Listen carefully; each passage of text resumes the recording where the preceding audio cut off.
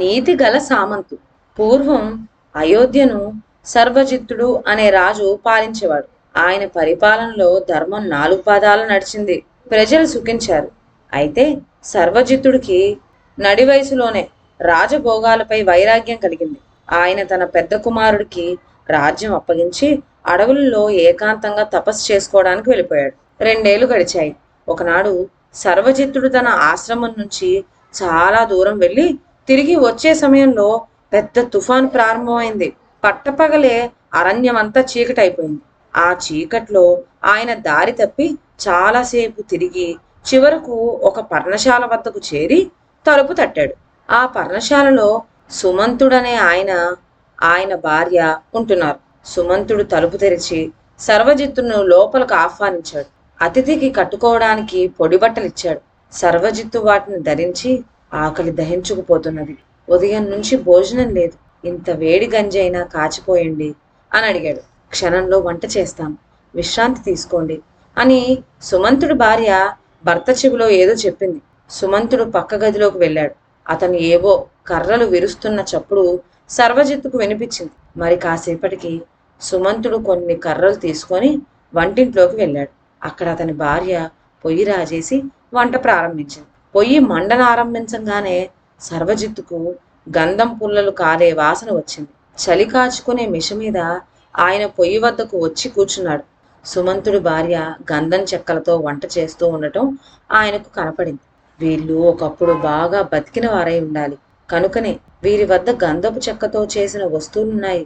కానీ వీరు వంట చెరుకు కూడా లేని బీదస్థితిలో ఇక్కడ ఎందుకు కాపురం చేస్తున్నారు అని సర్వజిత్ ఆశ్చర్యపడ్డాడు. కొద్దిసేపట్లోనే సుమంతుడు భార్య వంట చేసి అతిథికి భర్తకు వడ్డించింది. నాయనా, నీవు నీ భార్య గొప్ప వంశంలో పుట్టినవారుగా కనిపిస్తున్నారు. మరి అరణ్యంలో వనవాసం చేయటానికి కారణం ఏమిటి అని అడిగాడు సర్వజిత్. సుమంతుడు నిట్టూర్చి, స్వామి, సంపదలు శాశ్వతం కావు. కొద్ది కాలం కిందట నేను సామంతుణ్ణి. శత్రువులు రాజాశ్రయం సంపాదించి నన్ను పదభ్రష్టుని చేశారు. కానీ నాకేం తక్కువైంది? నా భార్య పెన్నిది వంటిది. మాకి అరణ్యం కావాల్సినంత ఆహారం ఇస్తోంది. ఇక్కడ ఉన్న దేశం కొరకు ప్రాణాలు అర్పించగలను. నేనెప్పటికీ సామంతుణ్ణే అన్నాడు. రాజు వద్దకు వెళ్ళి న్యాయం కోరకపోయావా అని అడిగాడు సర్వజిత్. న్యాయం చెయ్యగల ప్రభువు వానప్రస్థం వెళ్ళిపోయాడు.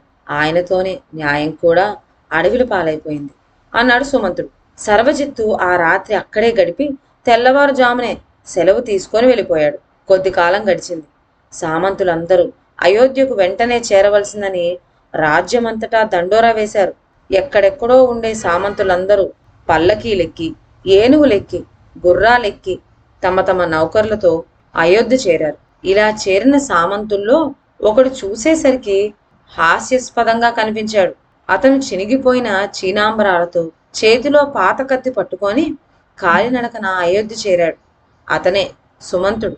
రాజభటులు సామంతులు విడిదికి వచ్చి సుమంతుణ్ణి వెతికి పట్టుకొని ప్రభువు గారు రమ్మంటున్నారు అని చెప్పారు.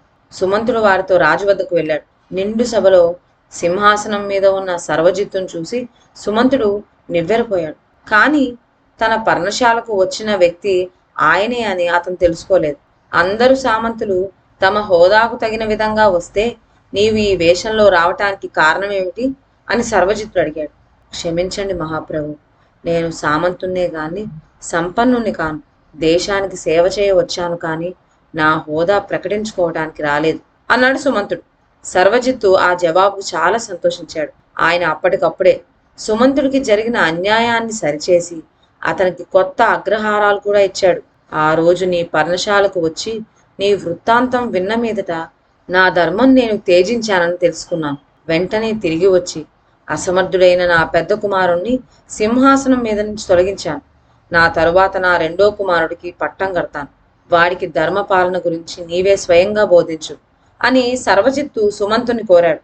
సుమంతుడు తన భార్యతో సహా అయోధ్యలోనే ఉంటూ సర్వజిత్తు రెండో కుమారుడికి రాజధర్మాలు నేర్పి అలా ఆ రాజ్యం ప్రజలకు ఏ ఇబ్బంది కలగకుండా సుసంపన్నంగా ఉంది. ఇదండి వాళ్ళ కథ. మరొక మంచి కథతో నెక్స్ట్ వీడియోలో కలుద్దాం. అంతవరకు సెలవు. నా ఛానల్లోని కథలు మీకు నచ్చినట్లయితే నా ఛానల్ను లైక్ చేసి సబ్స్క్రైబ్ చేయండి. షేర్ చేయడం మర్చిపోవద్దు. కొత్త కథల నోటిఫికేషన్ కోసం బెల్ ఐకాన్ ప్రెస్ చేయండి. Thank you.